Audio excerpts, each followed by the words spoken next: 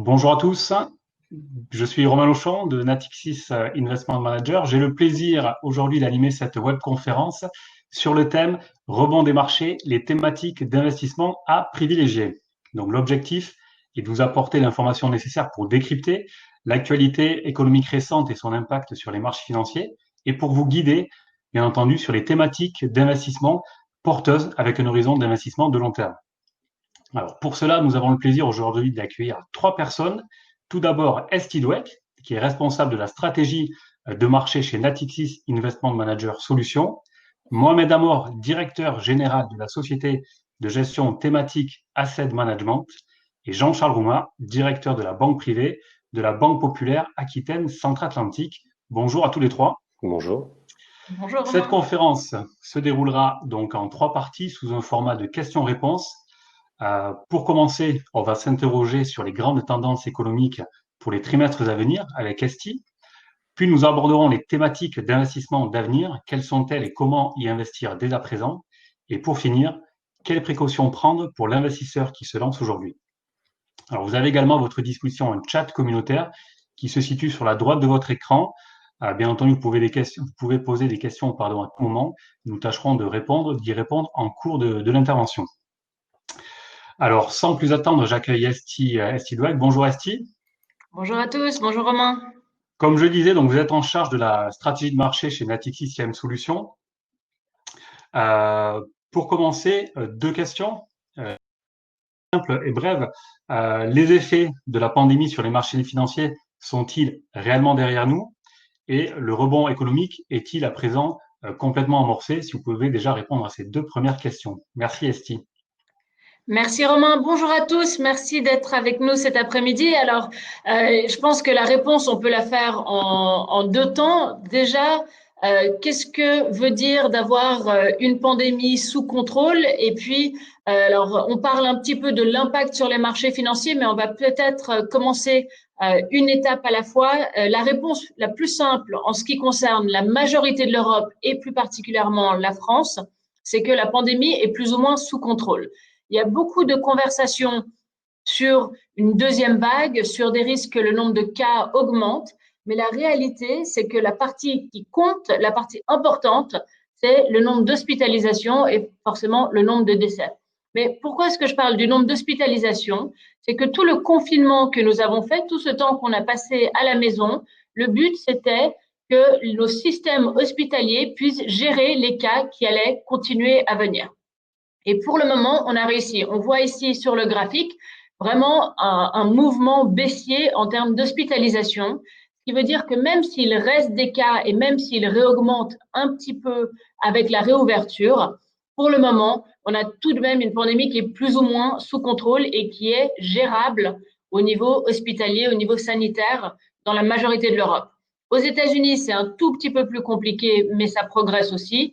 Ailleurs, comme dans certains des marchés émergents, là, on n'est toujours pas à ces niveaux, mais en Europe, on a plutôt bien progressé.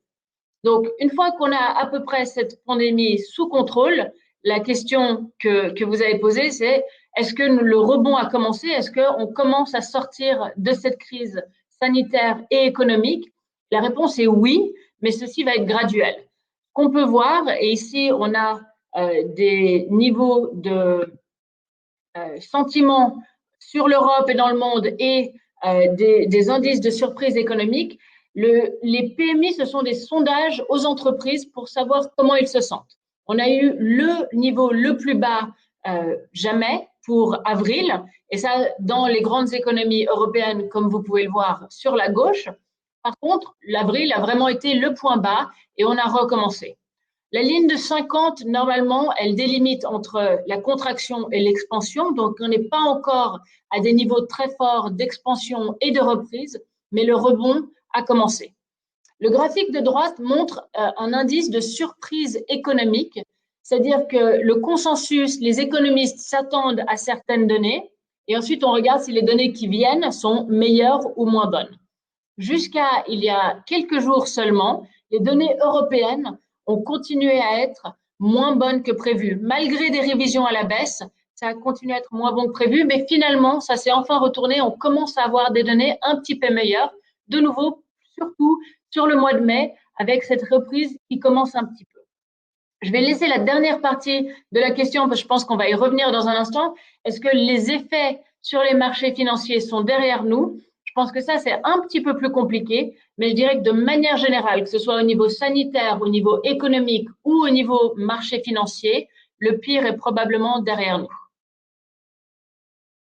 Très bien, merci Esti pour ces précisions. Une troisième question, on va dire, est-ce que l'Europe est enfin unie par la crise avec les mesures qui ont été prises récemment? Alors, je pense que c'est vraiment la bonne nouvelle. Quand on regarde le nombre de mesures qui ont été prises, c'est la bonne nouvelle de cette crise. C'est difficile de parler en ces termes-là, mais tout de même, on a enfin une Union européenne qui a envie de plus de cohésion, de coopération, d'intégration et qui a commencé à faire ses pas dans cette direction. Donc, c'est beaucoup plus positif pour la suite, pour le moyen terme, pour la croissance. Pour les pays périphériques qui ont été forcément un petit peu plus touchés, qui étaient dans des situations plus fragiles déjà et qui ont en plus été plus touchés par cette crise. Mais nous avons vraiment fait un énorme pas lorsque l'Allemagne a décidé de se mettre quelque part dans le camp avec les Français et cette proposition franco-allemande qu'on a vue il y a quelques semaines, de se mettre dans le camp, si je peux dire, des dépensiers, d'avoir beaucoup plus de flexibilité au niveau fiscal et beaucoup plus de soutien au niveau européen.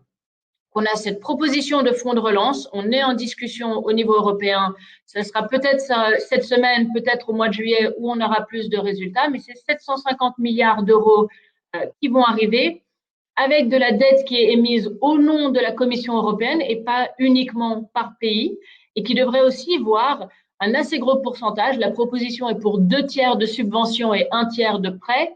Ils sont encore en négociation, mais un assez gros pourcentage de subventions, donc juste de donations pour les pays qui en ont le plus besoin, pour les aider à relancer leurs économies et surtout à stimuler la reprise, parce que recommencer, on a vu le début du rebond, mais on va avoir besoin d'un petit peu plus d'aide pour que cette reprise, elle soit durable et qu'elle puisse accélérer dans le futur. Et on a aussi une banque centrale européenne qui, plus ou moins, a enlevé toutes les limites pour son soutien pour les pays, les économies et les marchés financiers européens. Très bien, merci pour ces éléments. Maintenant, Esti, si on parle des marchés financiers, après le rebond auquel on vient d'assister dernièrement, d'environ 30%, où allons-nous maintenant?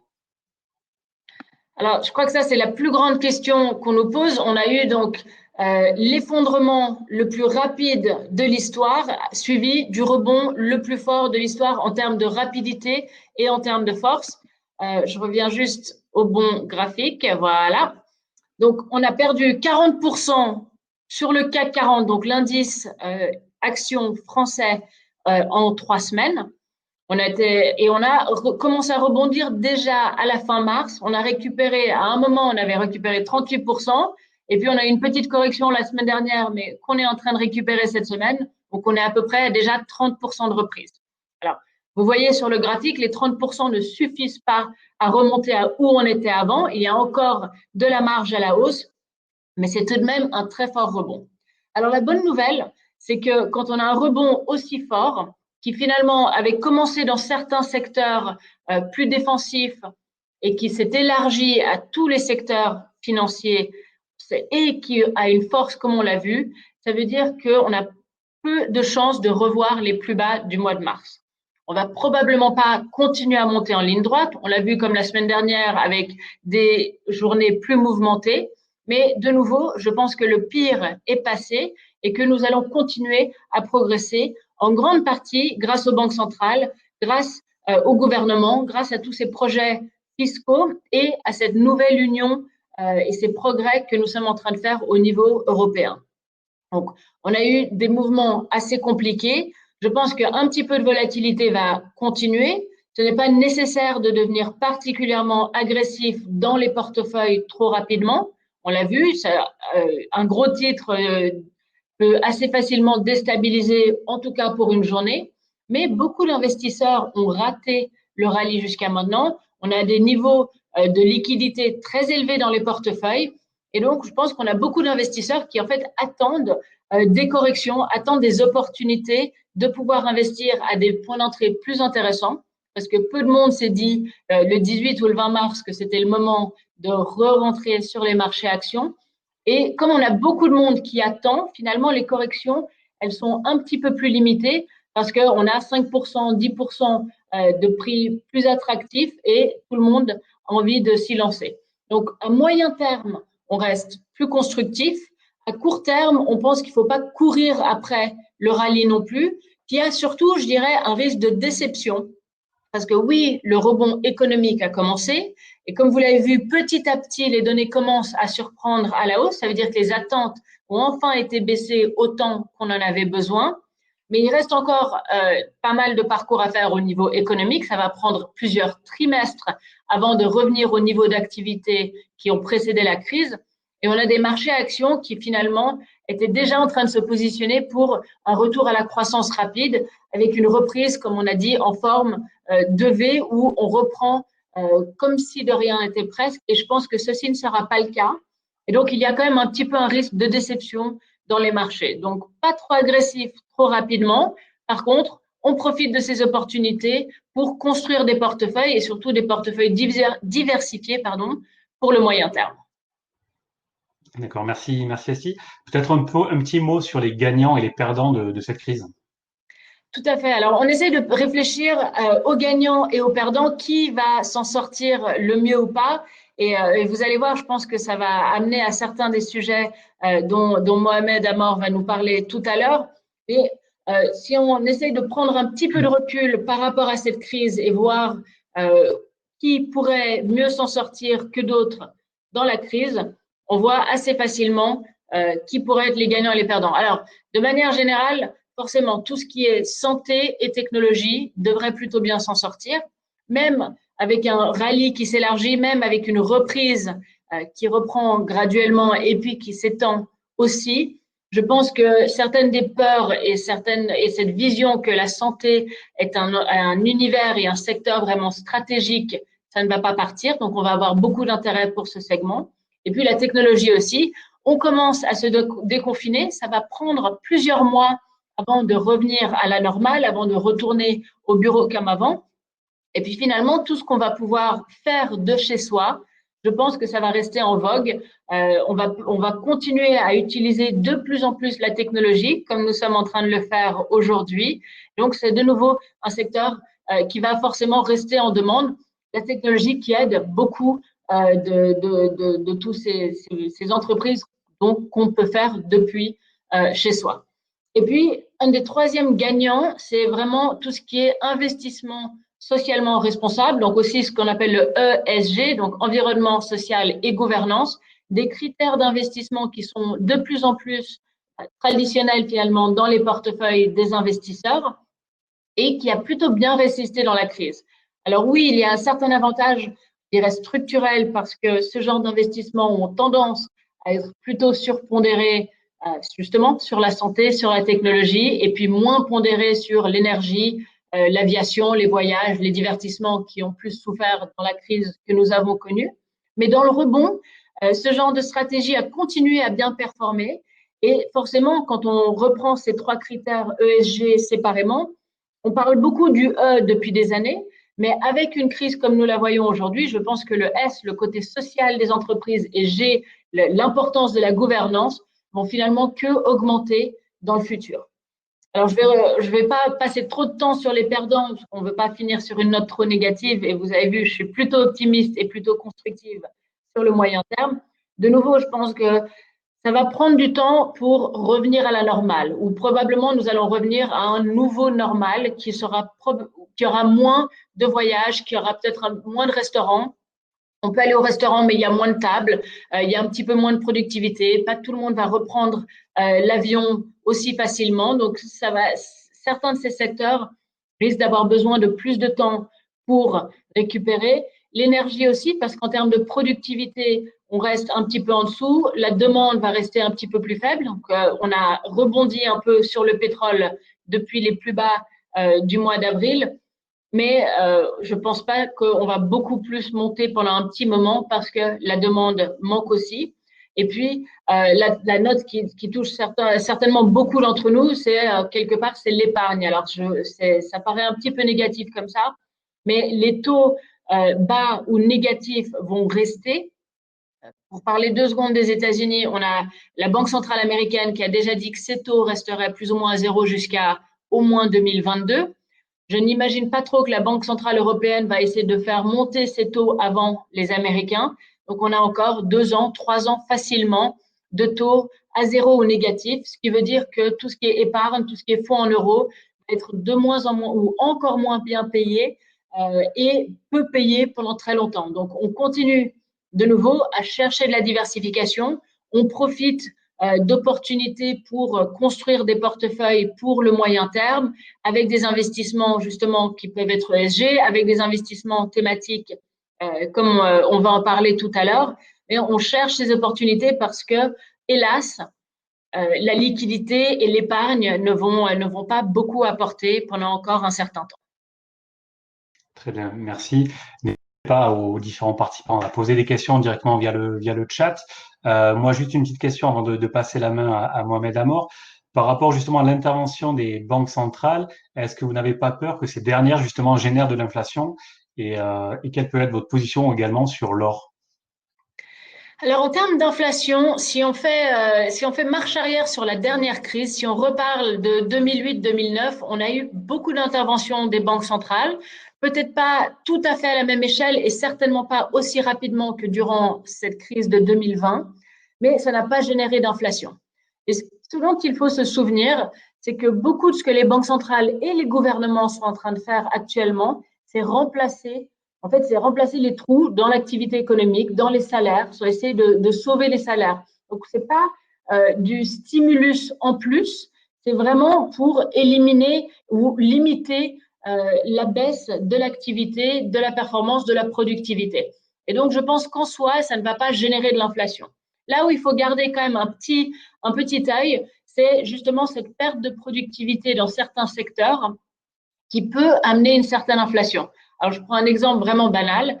Si votre coiffeur a besoin d'être beaucoup plus sécurisé à cause de cette crise, d'acheter plus de matériel, de désinfectants, de blouses, de gants et d'autres choses, qu'ils peuvent avoir moins de clients en même temps, apparemment, les prix déjà ont commencé à augmenter. Donc, si on applique ça à d'autres secteurs, que ce soit la construction ou autre, le niveau de productivité doit baisser parce qu'il y a moins de monde, parce que finalement, pareil dans les restaurants. Restaurants, on ne sait pas encore, mais c'est possible que certains de ces coûts soient passés aux consommateurs. Donc, à mon avis, l'inflation, ce n'est pas un grand souci à court terme. On peut peut-être en voir un peu plus tard, mais de toute façon, je ne pense pas que ça va changer la politique des banques centrales et je ne pense pas que ce sera à cause d'elles qu'on a un petit peu d'inflation. Maintenant, en termes d'or, le fait que la question sur l'inflation revienne assez souvent devrait continuer à soutenir l'or. Ça veut dire que si les gens sont inquiets d'inflation, ils vont avoir envie d'or dans les portefeuilles. Et le fait que les taux vont rester à zéro pendant très longtemps fait que malgré que l'or ne donne pas de rendement, ça nous coûte moins en fait d'en avoir dans les portefeuilles. Donc, je pense que ça va rester en demande.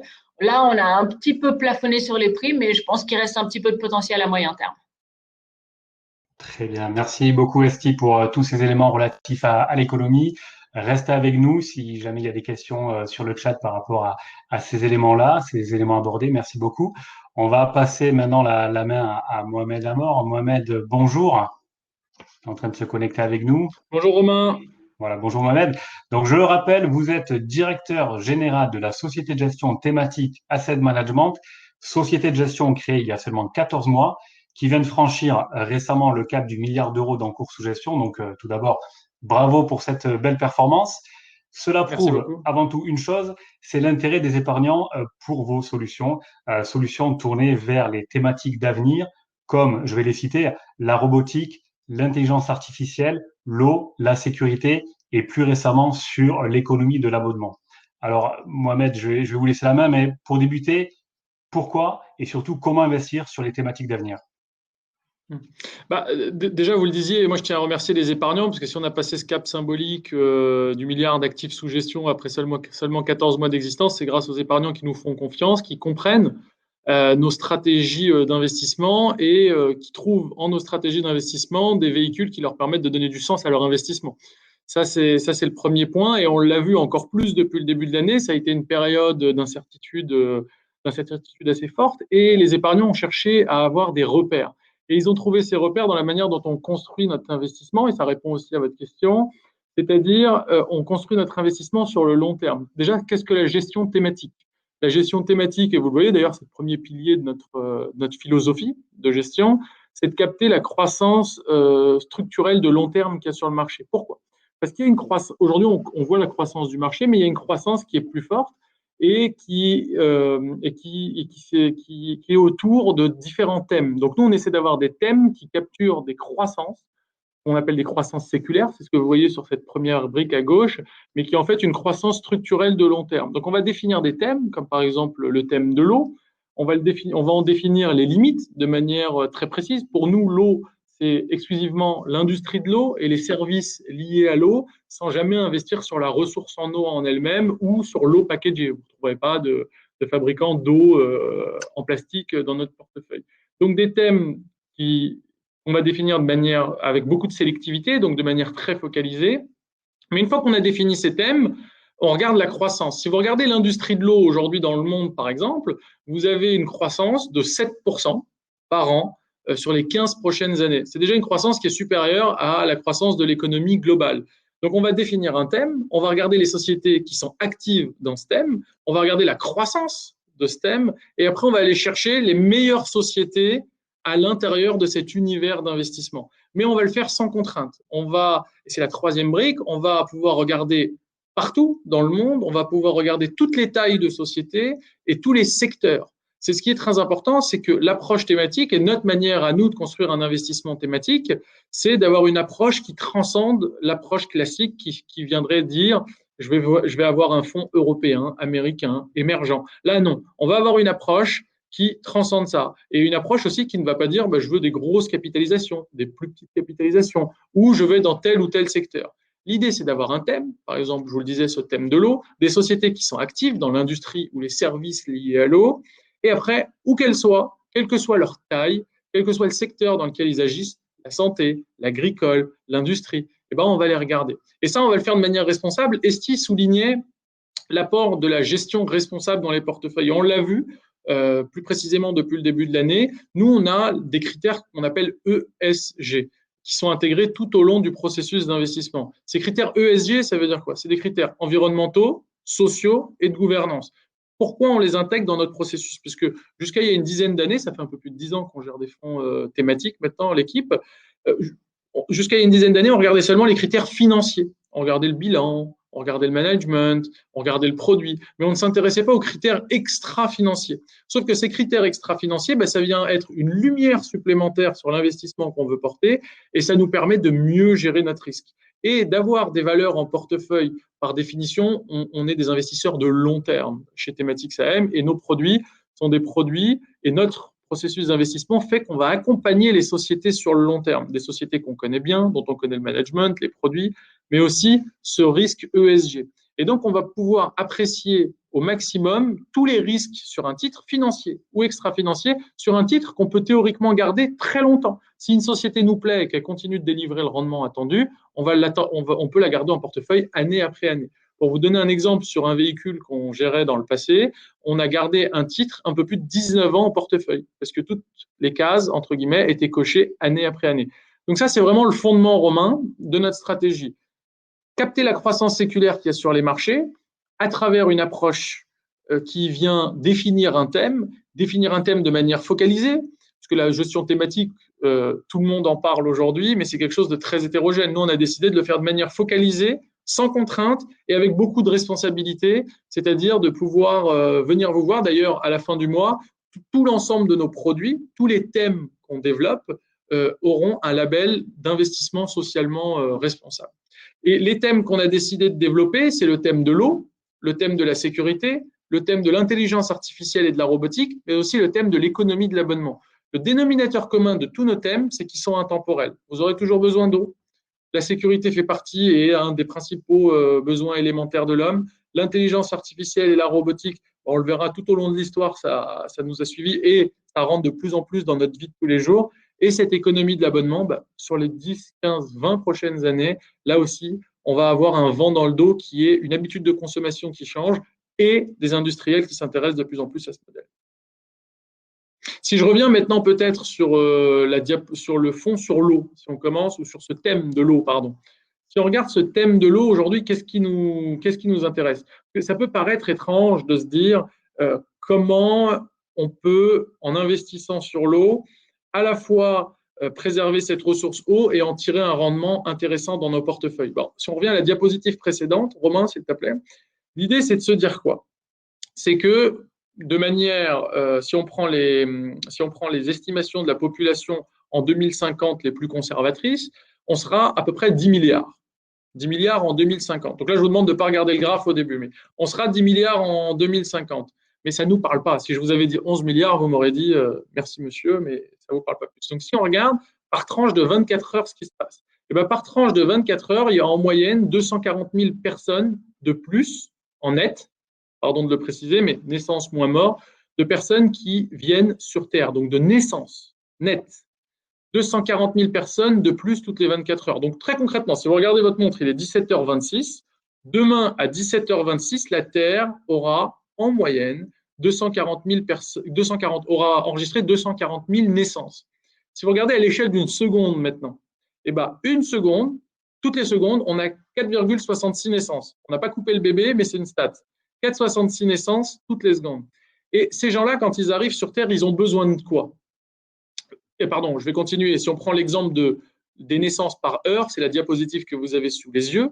Et ici, on regarde juste, on s'intéresse à la croissance des naissances par heure dans les zones urbaines. Donc là, il est 17h27. En moyenne, à 18h27, à Lagos ou à Delhi, il y aura eu soit 85, soit 79 naissances en plus en une heure, juste dans la ville de Lagos ou dans la ville de Delhi. Ces gens qui arrivent tous les jours sur Terre, ils ont besoin de quoi? Vous avez besoin de quoi, vous, auditeurs? Eh bien, vous avez besoin de satisfaire des besoins élémentaires. Et le premier est de boire, de vous nourrir. Et tout ça est très consommateur en eau.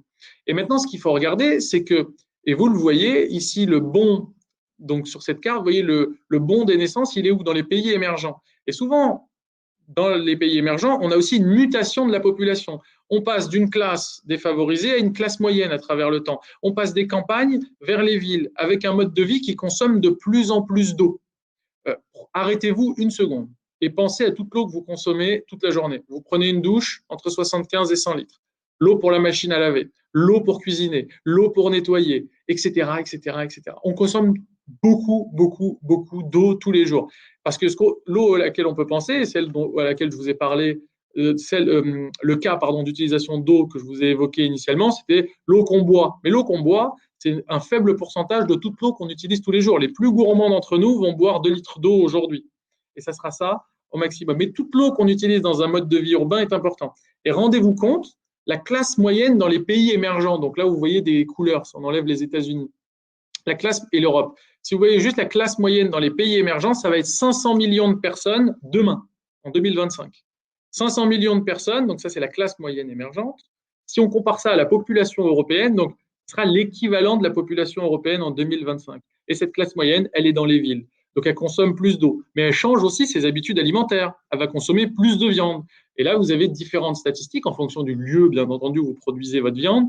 Mais ça va de 300 litres d'eau pour faire 1 kg de viande de bœuf à plus de 16 000 litres d'eau pour faire 1 kg de viande de bœuf, si vous êtes dans un désert, au fin fond de l'Australie. Donc, il y a de plus en plus de personnes, mais la caractéristique de cette population change, parce qu'ils vont dans les villes et ils consomment différemment. Donc, on utilise de plus en plus cette ressource. Et ça, c'est le premier point. Donc, il y a une demande qui explose. Et le deuxième point à mettre en regard, c'est sur la diapositive suivante. C'est la donnée qui va s'afficher. L'eau, 0,25%. Est-ce que vous savez à quoi ça correspond, 0,25%? Eh bien, on va faire l'exercice ensemble. L'eau recouvre 70% du globe. C'est ce qu'on nous dit depuis un certain nombre d'années. En général, on nous a appris ça dès le CE1. 70% du globe est recouvert d'eau. Sauf que si vous prenez toute l'eau qu'il y a sur Terre et que vous en faites une sphère, c'est la première sphère de gauche. Alors là, il faut bien vous concentrer sur l'écran. Ça va ressembler à un exercice de chez l'ophtalmo. Ça, c'est toute l'eau qu'il y a sur Terre. Si nous, on s'intéresse à la ressource eau pour répondre à la demande en eau. Donc, on va aller vers l'eau douce. Donc, si vous enlevez l'eau salée, et on reviendra dessus, hein, il y a du filtrage aujourd'hui, il y a plein de choses qui permettent de dessaler l'eau, mais une eau dessalée, ça coûte parfois plus cher qu'un baril de pétrole. Donc, on va le laisser de côté. Et on va aller s'intéresser à l'eau douce. C'est la deuxième sphère que vous voyez à droite. 3% de l'eau qu'il y a sur Terre est de l'eau douce. Si maintenant vous enlevez l'eau douce, qui est dans les glaciers, qui est lourdement polluée et qui est non accessible à l'homme, il reste la petite tête d'épingle en bleu sous la deuxième sphère. Et ça, c'est le consensus scientifique qui nous dit, et qui l'affirme, et c'est en baisse d'ailleurs malheureusement décennie par décennie, seulement 0,25% de toute l'eau qu'il y a sur Terre constitue l'offre eau. Donc c'est cette petite tête d'épingle qui irrigue nos vies de tous les jours et les vies de toutes les personnes sur Terre. Et donc, il y a quoi? Vous avez une offre qui diminue et une demande, hop, qui augmente. Donc, il y a quelque chose au milieu qui s'appelle l'industrie et les services liés à l'eau. Nous, on a un biais très particulier d'approcher cette industrie. On va essayer de rendre la demande plus efficiente. 70% de la demande en eau, c'est l'agriculture. Pour faire un litre de jus d'orange, il faut à peu près 1000 litres d'eau. Gardez-le, je vous ai parlé de la viande de bœuf. Mais 70% de la demande en eau, c'est l'agriculture, 20% l'industrie, 10% c'est vous à la maison, les collectivités. On va essayer de rendre cette demande plus intelligente. L'eau, on va s'intéresser aux sociétés qui mesurent ce qu'il y a dedans et qui préservent les différentes cochonneries de s'y retrouver. Donc, tout ce qui est gestion des déchets pour ne pas polluer les nappes phréatiques. Et après, on travaille sur la demande, on travaille sur l'offre. Il faut faire les liens entre les deux. Donc, on va investir sur des choses que vous connaissez très bien, comme du Veolia ou du Suez, mais aussi leurs pendants dans les différents pays. Voilà comment on approche ce thème de l'eau et pourquoi ce thème de l'eau fonctionne. Et vous le comprenez, on va avoir besoin de plus en plus d'eau et cette ressource, on ne va pas pouvoir la refabriquer. Ça, c'était le thème de l'eau. On a un deuxième thème, il y en a 4 des thèmes. Hein. Le deuxième thème, c'est le thème de la sécurité. Ce thème de la sécurité, il est assez simple à concevoir et vous le voyez ici sur cette diapositive. C'est que tous les jours, tous, et je n'ai pas besoin de vous poser la question, on pourrait activer les micros de la centaine de participants, vous me direz tous, oui, on se reconnaît dans ce schéma.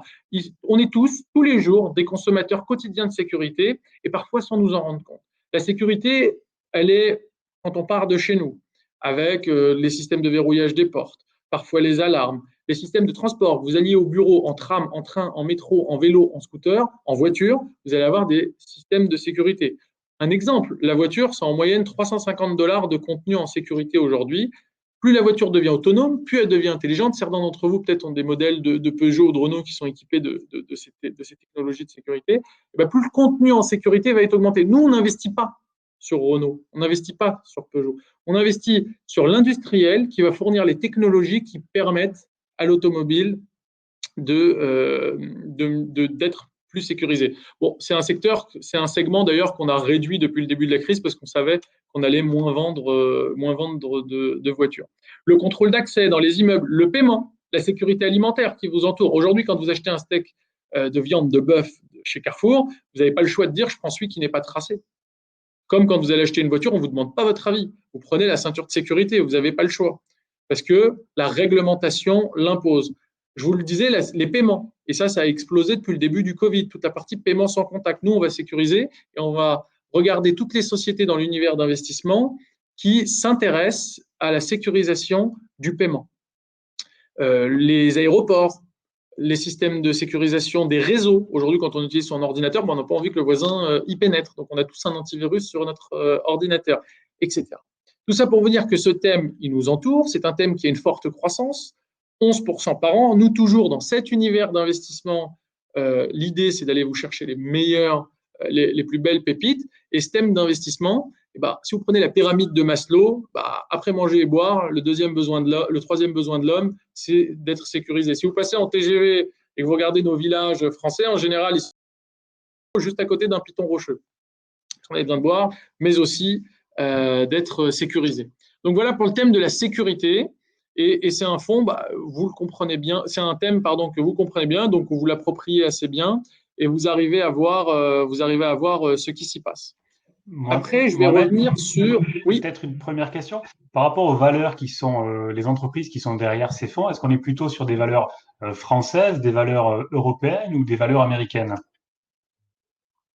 Par construction, on va se retrouver plutôt avec des valeurs nord-américaines. On n'entend plus très bien.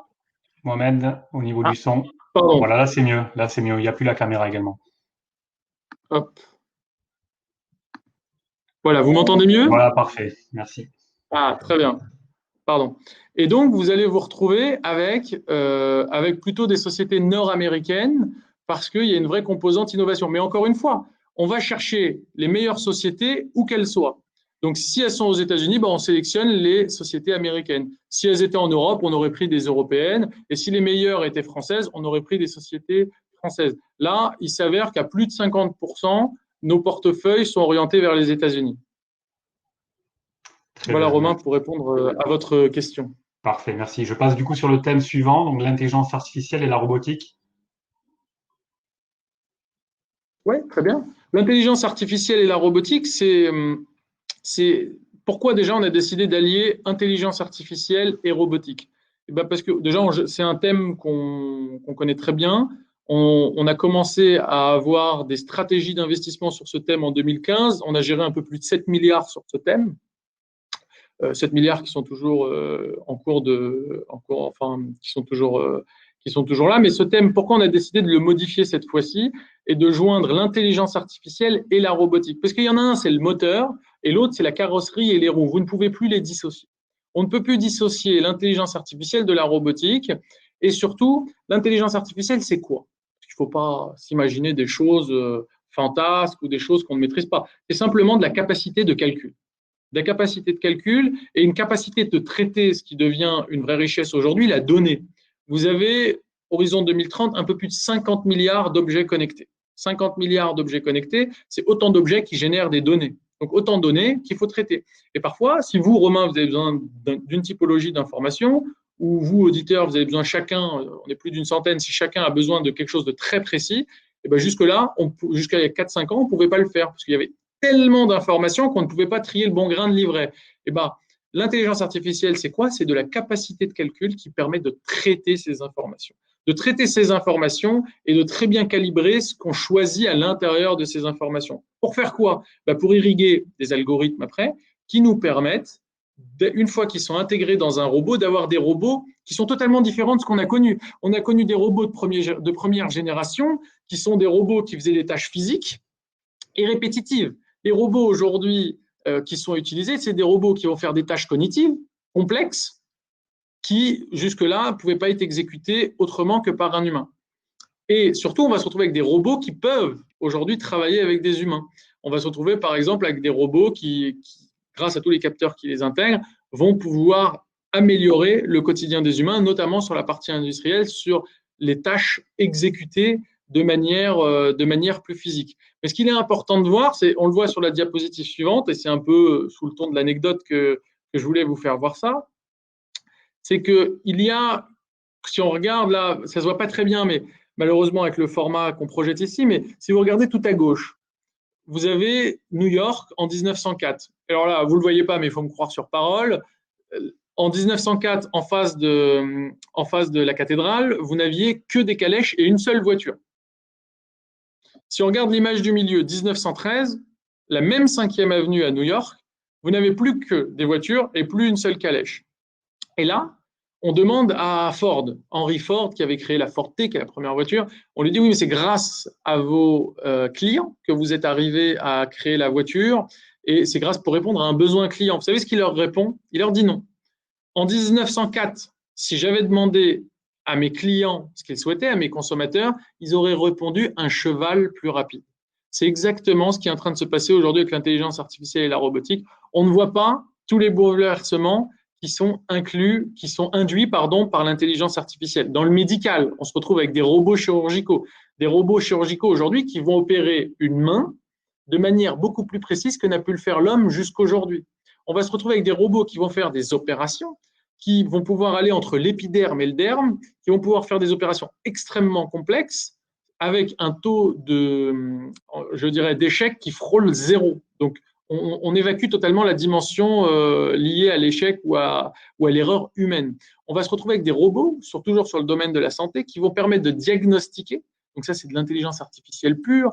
On va irriguer une machine de plusieurs IRM, de scanners de la même personne, bien entendu, de prise de sang, Et grâce à cette capacité de calcul, on va pouvoir déceler des cancers, des cellules cancéreuses 5 ans avant la déclaration du cancer. Et ça, c'est permis grâce à l'intelligence artificielle. Aujourd'hui, tous les efforts qui sont à faire, notamment sur l'oncologie, ça va être de développer les traitements radio et chimiothérapie, qu'on en est encore un peu au Moyen-Âge, malheureusement. Mais la robotique, vous la retrouvez aussi, et l'intelligence artificielle, j'en ai parlé, de l'automatisation des usines, mais aussi sur toute la partie logicielle de conception. Vous allez vous retrouver avec de plus en plus de sociétés qui utilisent des logiciels de conception pour réduire les coûts de prototypage. Avant, quand on faisait un avion, il fallait le faire en 3D, il fallait faire souffler du vent dessus pour voir si ça tenait, il fallait le mettre au chaud pour voir si ça craquait. On peut tout simuler aujourd'hui. Je parlais avec des ingénieurs de ADS il n'y a pas très longtemps qui me disaient qu'ils n'utilisent plus que des logiciels de conception pour fabriquer les avions. Et je leur ai dit, ça date de quand? Ça date déjà d'il y a plus de 8 ans. Et là, plus ça va, plus ils utilisent ces logiciels de conception pour avoir des pièces de plus en plus précises et de plus en plus optimisées. Pourquoi? Par exemple, si vous construisez un avion, une porte d'avion, eh ben, l'intelligence artificielle va peut-être vous donner une forme d'avion auquel l'esprit humain n'aurait pas pensé, mais qui permet de faire une porte plus légère, moins chère, plus efficace. Pourquoi s'en passer? Mais vous avez aussi l'intelligence artificielle qui va être dans toute la vie au bureau. Donc de l'intelligence artificielle qui nous permet de mieux traiter notre relation avec nos clients, de mieux traiter notre comptabilité, de mieux traiter plus rapidement, avec moins d'erreurs et de manière moins chère, la partie comptable. Donc voilà, vous avez cette intelligence artificielle qui est déjà dans notre vie de tous les jours et qui continue d'y pénétrer à grands pas. Très bien, merci Mohamed, c'est passionnant. Peut-être une petite question là sur la thématique de l'eau avant d'aborder le dernier thème, concernant notamment la consommation d'eau induite par l'élevage, première cause des gaz à effet de serre. Investissez-vous dans des entreprises œuvrant pour une progression de la part des protéines végétales sur la thématique de l'eau? Œuvrant pour une part, je vais relire la question parce que ça doit être dedans, œuvrant pour une progression de la part des protéines amines. Non, ça on ne le fait pas. D'accord. Ça, on ne le fait pas parce que du coup, c'est un peu plus des protéines végétales. Non. Pour rejoindre votre question, on a regardé un cas, par exemple, qui était le cas de Beyond Meat. Vous savez, c'est de la viande sans viande. Il y avait même un reportage là-dessus sur la qualité. On n'y est pas allé parce qu'on trouve que ça déforme notre cas d'investissement. Nous, on veut vraiment rester sur toute la partie traitement, approvisionnement, technologie liée à l'eau et tout ce qui permet de rendre plus efficiente cette demande. Donc nous, on va plutôt aller investir sur des valeurs qui vont permettre à l'exploitant agricole de réduire significativement sa consommation en eau, plutôt que sur une partie alternative. L'idée, ce n'est pas de contourner le thème, ou en tout cas des choses qui peuvent… Je vois très bien l'esprit de la question, c'est de dire oui, si on investit plus dans des protéines végétales, on en fera moins des animales, donc ça se comblera. Ce n'est pas notre biais. Nous, notre biais, c'est de dire aujourd'hui, il y en a qui continuent de tirer sur cette ressource eau. Cette ressource, elle est vraiment, elle s'amenuise, elle est vraiment de plus en plus difficile d'accès. Et il faut vraiment qu'on puisse la préserver. Donc, c'est agir sur la manière de préserver cette eau, mais aussi qu'elle ne soit pas polluée. Donc, mesurer ce qu'il y a dedans et éviter qu'elle soit polluée. Donc, non, on ne va pas de manière alternative. Ça peut être une manière d'accès ces investissements, mais nous, on n'a pas fait ce choix-là. On a fait vraiment le choix d'optimiser aujourd'hui ceux qui sont optimiser la demande de ceux qui consomment l'eau. Merci Mohamed. On va essayer de passer sur le quatrième thématique. Je rappelle, la première thématique que vous jouez, c'est l'eau. La seconde, c'est la sécurité. La troisième, c'est l'intelligence artificielle indissociable, donc de la robotique. Et donc un quatrième thème qui a été ajouté, qui est pour vous intéressant, qui est l'économie de l'abonnement. Vous êtes les premiers en France à proposer cette thématique-là pour un placement financier. Donc, quelles pourraient être les perspectives justement d'un tel fonds post-confinement qui est venu renforcer encore plus cette thématique? Et ce fonds a été lancé, je le précise, avant le coronavirus.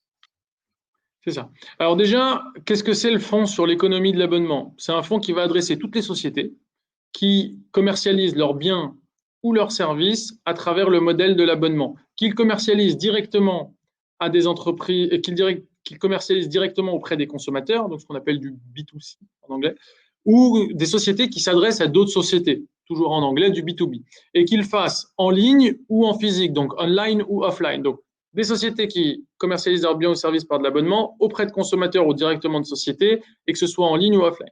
C'est un thème qu'on a commencé, nous, à étudier il y a un peu plus de 18 mois maintenant. On a lancé le fonds en décembre de l'année dernière. Et pourquoi? Parce que vous tous, aujourd'hui, vous allez privilégier l'utilisation ou la consommation à travers l'abonnement. Pourquoi? Parce que c'est simple. Ça vous permet d'avoir accès à ce que vous voulez quand vous voulez, si vous le voulez. Et surtout, ça vous permet de réduire le prix du bien ou du service, le coût, pardon, qui serait lié à l'acquisition ou à l'usage de ce bien ou de ce service. Et surtout, on a en face des industriels qui comprennent de plus en plus pourquoi ça a de l'intérêt d'utiliser ce modèle de l'abonnement. Pourquoi? Parce qu'ils vont beaucoup plus interagir avec leurs clients. Donc, ils vont avoir beaucoup plus de données sur le client. Mais pourquoi? On est toujours à se dire, oui, on ne veut pas que les industriels aient nos… Vous savez, c'est l'éternel débat sur les données qu'on donne aux industriels ou pas. Mais plus ils nous connaissent, plus ils peuvent avoir une offre qui est qualifiée. Si vous prenez par exemple juste cet exemple, hein, il y a plein d'autres choses dans le fond, mais tout ce qui est plateforme de distribution de musique, ce qu'on appelle du streaming, et ben souvent, si vous avez le Spotify, pour ne pas le nommer, ou Deezer, hein, Cocorico, et ben ils vont vous, grâce à l'intelligence artificielle, en fonction de ce que vous avez déjà sélectionné, ils vont vous pousser d'autres titres à écouter. Ben, c'est pareil, mais dans d'autres industries. Donc, vous avez d'un côté un consommateur qui veut mieux consommer, qui veut consommer sans forcément posséder, il veut jouir mais sans forcément posséder, et de l'autre, vous avez un industriel qui va mieux connaître le client, qui va plus investir, qui va développer plus d'innovation, qui va implémenter dans son produit, mais surtout, pour l'industriel, la beauté, c'est la visibilité que lui offre l'abonnement. Pourquoi? Parce que s'il commercialise ces choses par l'abonnement, donc ses biens ou ses services, il va, en fonction de son taux de réabonnement, nous, dans notre stratégie, dans les titres qu'on a choisis dans notre portefeuille, on a un taux de réabonnement des clients des sociétés qu'on a en portefeuille qui est de 78%. Donc à 78%, le chiffre d'affaires des sociétés qu'on a sélectionnées est quasiment reproduit année après année. Donc, on va avoir un industriel qui va mieux connaître, plus payer en R&D, implémenter des innovations et surtout avoir une vraie visibilité sur ses revenus. C'est pour ça qu'on a lancé ce thème. Ce thème, c'est un thème qui a une croissance, donc année après année, de 13% par an. Si vous prenez toutes les sociétés qui sont dans notre univers d'investissement sur l'abonnement, ça c'est pour répondre à la question. Depuis le début de l'année, on est largement positif. Le fonds est à plus 10 à vendredi dernier, plus 10 net de frais. Et ce qui va continuer à pousser ce fonds, c'est son bon équilibre entre les sociétés qui commercialisent directement leurs produits ou leurs biens ou leurs services auprès des consommateurs et auprès des professionnels. Pourquoi? Parce qu'un professionnel, je peux vous le dire, en tant que professionnel de la finance, malgré la crise, on n'a pas coupé, d'ailleurs en tant que chef d'entreprise tout court, je n'ai pas coupé la sécurité des PC de mes employés. Donc tout ce qui était abonnement lié à ça. On n'a pas coupé tout ce qui était données, on n'a pas coupé du tout, même on les a renforcés, notre accès à la donnée sur les sociétés. Et là, ça se fait aussi par abonnement, par exemple sur des fournisseurs comme Bloomberg. Donc tout ce qui a été par abonnement, on ne l'a pas du tout coupé. Mais on a aussi surtout renforcé, par exemple, tout ce qui était stockage de données qu'on pouvait avoir. Et tout ce qui est aussi accès aux applications pour pouvoir travailler à distance. On a dans ce fonds une valeur, par exemple, comme Teladoc, qui a explosé depuis le début de la crise, mais qui a permis aux professionnels de la santé de faire de la télémédecine. On a, par exemple, dans notre univers d'investissement, une société qui s'appelle Ring Central. Aujourd'hui, on utilise, le technicien de WebIKEO ne m'en voudra pas, mais aujourd'hui, on utilise WebIKEO, mais Ring Central, c'est une valeur qui fait quoi? C'est une société qui fait quoi? Qui va tout mettre sur la même application, qui va mettre tous les moyens de communication, le téléphone, les mails, la messagerie en entreprise, les visios et les vidéoconférences comme celles qu'on est en train de faire aujourd'hui avec des personnes externes, etc. Vous allez tout avoir sur la même plateforme. Et beaucoup de sociétés se sont précipitées vers ces solutions. Mais on a aussi des choses qui adressent le consommateur. Comme je vous le disais, on a une valeur qui s'appelle HelloFresh. HelloFresh, c'est des Allemands. C'est des Allemands, mais le gros de leur chiffre d'affaires est aux États-Unis. Et ils font quoi? Vous choisissez le nombre de personnes que vous êtes à la maison, ce que vous aimez bien manger, et ils vous envoient les aliments et la recette tous les jours. Et ça aussi, c'est des choses qui ont explosé. Donc, ce qu'on a vu aujourd'hui, le cas d'investissement qu'on avait, nous, identifié il y a un peu plus de 18 mois, on a lancé le fonds il y a 6 mois maintenant, il a été encore plus conforté par cette crise. Et il y a une prime encore plus Covid, parce que c'est ce que disait brillamment ma consoeur Esti Doek, c'est que les valeurs technologiques, les valeurs de qualité, les valeurs qui avaient une vraie visibilité sur leurs revenus, ont été celles qui ont été plébiscitées par les investisseurs depuis le début de l'année. Donc, c'est ce qui explique la performance et ce qui vient valider notre thèse d'investissement. Donc, voilà ce thème. Et il y a de belles perspectives, parce que si vous regardez la diapositive suivante, si tu veux bien, Romain, les abonnements, donc là, vous avez la facture d'un Américain, mais là, si vous regardez les abonnements, aujourd'hui, chez quelqu'un qui habite en Amérique du Nord, il dépense en moyenne $237 de plus, enfin $237 par mois en abonnement. Ça ne représente que 6% des dépenses. Sauf que pas mal de choses vont basculer à l'abonnement. Mais 6%, ça veut dire qu'il reste 94% à acquérir, en tout cas de part de marché potentielle dans les dépenses faites par un consommateur. 5% en Europe. Ce qui explique la différence entre les Américains et les Européens, c'est pas que nous, on dépense moins. Hein. C'est juste qu'eux, ils ont une grosse partie télécommunication qui coûte plus cher. Donc voilà les perspectives. Merci beaucoup Mohamed pour l'explication sur ces 4 thématiques que vous jouez. Je le rappelle pour les auditeurs des banques populaires qu'on retrouve bien entendu, et vous avez la possibilité d'investir dans ces fonds directement par le biais de vos différents produits en banque populaire. Alors merci. Il y a 2 questions que j'ai vues. Oui. De Thierry, Très rapidement, qui dit, on a dépassé un peu. Oui, alors très rapidement, parce que ça c'est très intéressant, c'est un des segments, un des sous-segments de ce qu'on regarde de notre univers d'investissement, c'est compte tenu des fuites importantes dans les réseaux d'eau, irez-vous jusqu'à investir dans le BTP spécialiste? Non, on ne le fera pas, mais on va investir dans toutes les technologies qui permettent aux tuyaux d'être plus intelligents. Donc tout ce qui va être mesure de pression par tronçon, tout ce qui va être identification de fuite à 2 mètres près, parce que ce qui coûte cher, pour la petite anecdote, une fois je vais à l'Assemblée générale de Suez, ils nous disent voilà, en France, on a un taux de perdition de l'eau qui est entre 30 et 35%. Naïvement, je lève la main en tant qu'investisseur et je dis est-ce qu'un jour vous allez mettre une rustine sur le tuyau? Parce que une goutte sur 3, ça fait peut-être beaucoup. Vous savez quelle est la réponse du management de Suez? C'est que ça coûte plus cher d'aller identifier la fuite et de la boucher plutôt que de laisser l'eau couler. Je peux le répéter, mais vous avez bien compris. Et nous, ce qu'on va faire, c'est qu'on va investir dans des sociétés qui développent des technologies qui vont mettre à disposition de Veolia ou de Suez pour justement identifier à moindre coût des fuites et pouvoir préserver cette ressource eau. L'idée de ce fonds, toujours sur l'eau, c'est de préserver la ressource eau. Merci beaucoup Mohamed, en tout cas pour ces éléments d'explication sur les thématiques d'investissement à privilégier. C'était en tout cas très clair et passionnant. Alors sans transition, j'accueille à présent Jean-Charles Roumat. Donc bonjour Jean-Charles, directeur, je le rappelle, directeur banque privée de la Banque populaire Aquitaine Centre-Atlantique.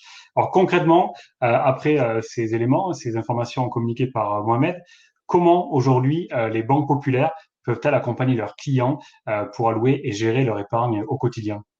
Bonjour Romain, bonjour à toutes et à tous. Merci pour cette question Romain. Alors, comment est-ce qu'on peut accompagner les clients de la banque? Donc, comment est-ce qu'on peut vous accompagner? Simplement en vous donnant accès à une offre de solutions de placement parmi les plus profondes du marché. En l'espèce, les solutions de placement que l'on vous propose couvrent évidemment toutes les classes d'actifs, mais également toutes les places financières du monde, et enfin tous les styles de gestion. Alors, comment garantir cette profondeur d'offre? Alors, tout d'abord, grâce au modèle unique de notre pôle de gestion d'actifs Natixis Investment Manager International, qui a développé de longue date une stratégie dite multi-boutique, c'est-à-dire une stratégie construite sur la détention de nombreuses sociétés de gestion aux styles différents et complémentaires, et qui couvre naturellement l'ensemble du spectre des styles de gestion possibles, et Thématix en est une parfaite illustration. Également, bien entendu, en s'appuyant dans notre sélection de fonds sur ce que l'on appelle l'architecture ouverte. L'architecture ouverte, qu'est-ce que c'est? C'est simplement le fait de sélectionner systématiquement les meilleurs fonds, qu'ils soient gérés par des sociétés de notre groupe, comme bien entendu par des sociétés de gestion externes à notre groupe, mais régulièrement, bien entendu, auditées par nous. Voilà. Cette architecture ouverte, qui est un principe important à retenir lorsque vous avez affaire à une banque privée, et c'est une exigence à avoir, elle est renforcée chez nous pour le pan assurance vie et contrat de capitalisation de notre offre par notre plateforme de courtage qui vous donne accès à une dizaine de compagnies d'assurance vie françaises ou luxembourgeoises, extérieures à notre groupe, qui elles-mêmes référencent des fonds de très nombreuses sociétés de gestion. D'accord. Très bien. Merci Jean-Charles. Mais pour nos clients, comment s'y retrouver avec une offre aussi profonde pour bâtir et gérer leur épargne sereinement?